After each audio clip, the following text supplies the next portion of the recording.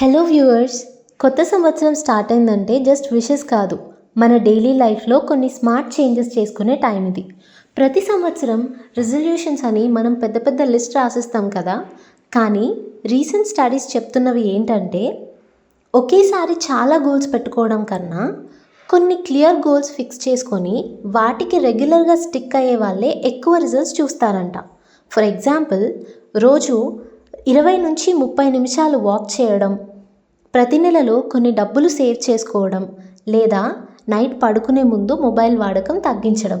Experts ఏం చెప్తున్నారంటే, ఒకటే రోజు చాలా చేసేసి ఆపేయడం కంటే రోజు ఫాలో అయ్యే చిన్న చిన్న అలవాట్లు చాలా ఇంపార్టెంట్ అని. ఇంగ్లీష్లో ఈ ఫ్రేజ్ ఎప్పుడైనా విన్నారా? Consistency over intensity.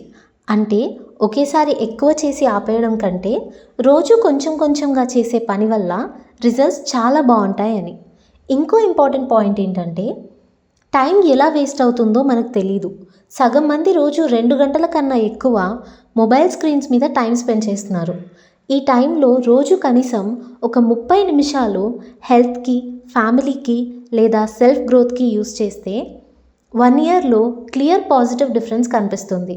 కాబట్టి 2026లో ఫోకస్ సింపుల్గా ఉంచుకుందాం. మన హెల్త్, సేవింగ్ హ్యాబిట్స్, మానసిక ప్రశాంతత.